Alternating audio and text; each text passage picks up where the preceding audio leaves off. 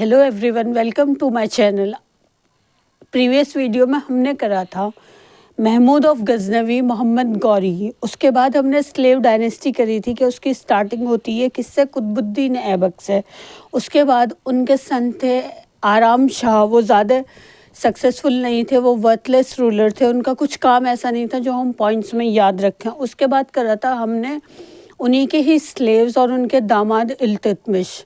इल्तुतमिश के बाद आते हैं रुकमुद्दीन, जो इल्तुतमिश के सन थे, एल्डेस्ट सन, लेकिन वो ज़्यादा वर्थलेस थे, वो ज़्यादा अच्छे रूलर नहीं थे, वो 1 साल के लिए रूल करना आए थे। उसके बाद आते हैं रज़िया सुल्तान, जिसे इल्तुतमिश की डॉटर थी वो, और वो पहली रूलर थी जिसने वुमेन ने रूल किया था दिल्ली पर। वो दिल्ली की सुल्तान उसके आवाम के साथ मिलकर उन्होंने रुकमुद्दीन की डेथ करा दी थी अपने भाई की, और ख़ुद गद्दी पे बैठ गई थी। उसके बाद आए थे बहराम शाह।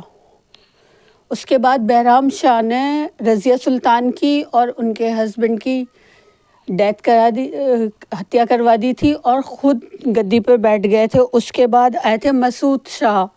उसके बाद थे नसरुद्दीन। उसके बाद नसरुद्दीन आए, और नसरुद्दीन के ही सर्वेंट थे कौन, बालबन, जो इल्तुतमिश के सर्वेंट स्लेव थे और नसरुद्दीन के वज़ीर थे, गवर्नर। उन्होंने 10 साल तक तो गवर्नर रहकर हुकूमत करी। बालबन इतने होशियार गवर्नर थे, और 10 साल उन्होंने अपना रूल करा था पूरा वज़ीर बनकर, क्योंकि उन्होंने नसरुद्दीन की हत्या करा दी थी। और उन्होंने राजगद्दी पे बैठते ही जो नोबल वज़ीर थे, चालीसा दल चालीसा, जो इल्तुतमिश ने शुरू कराया था, उन सब की हत्या करा दी थी।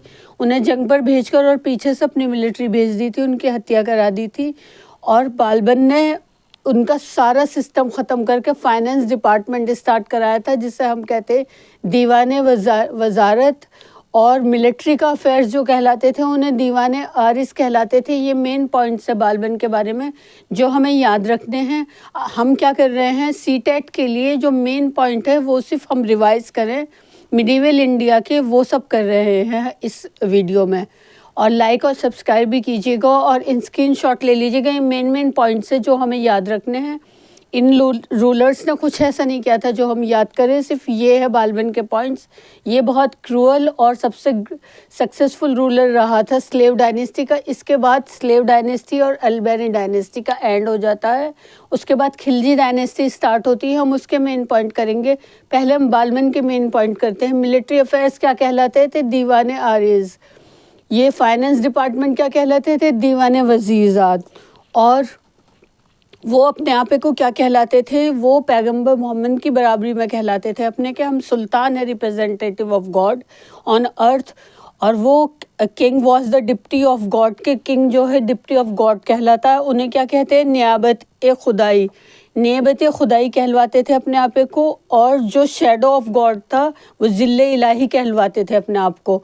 तो आपका क्वेश्चन आएगा कि कौन अपने आप को नियाबत खुदाई कहलवाता था और जिल्ले इलाही, तो वो कौन था, बालबन।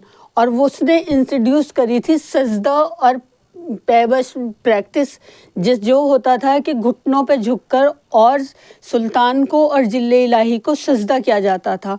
और जिसका एंड कराया था औरंगजेब और शाहजहां ने, कि सजदा सिर्फ खुदा को आया है, कि वज़ीर, सुल्तान या किंग को नहीं आया है। तो उन्होंने कौन सा है, आपको क्वेश्चन आएगा कि सजदा प्रथा किसने चलाई थी, तो वो बालबन ने चलाई थी। और रिलीजियस अफेयर के जो उनके मिनिस्टर होते थे उन्हें वो क्या कहलवाते थे, उलमास कहलाते थे। और उन्हीं ने फेस्टिवल ऑफ नौरोज़ की स्टार्टिंग करी थी। और बालबन की डेथ कैसे हुई थी, कि उन्हीं के सन थे मंगोल के 3rd वॉर ऑफ अटैक में उनके बेटे मोहम्मद, शहजादा मोहम्मद की उसमें मंगोल के अटैक में हत्या हो जाती है। तो उसी के दुख में वो अपने आप को ख़त्म कर लेते हैं बालबन। तो आपका क्वेश्चन आएगा कि किसने अपने आप को अपने बेटे के दुख में ख़त्म कर लिया था, वियोग में, तो वो कौन थे, बालबन। और उन्हीं का ग्रैंडसन था फिर कैकुमबाद, जो 1287 से 90 तक जिसने रूल किया था, 90 तक। फिर उसके बाद उन्हीं के एक स्लेव थे जिन्होंने, उसके बाद स्लेव डायनेस्टी का एंड हो जाता है और खिलजी डायनेस्टी की शुरुआत होती है, जो मलिक फ़िरोज़, जो आगे चलकर जलालुद्दीन फ़िरोज़ खिलजी के नाम से जाने जाते हैं।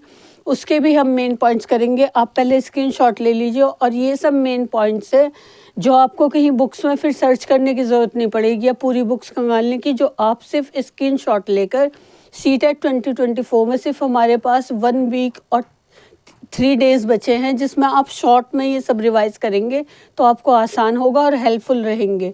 और बने रहिए मेरे साथ और स्क्रीनशॉट भी लीजिए और please subscribe my videos. Thank you for watching my videos.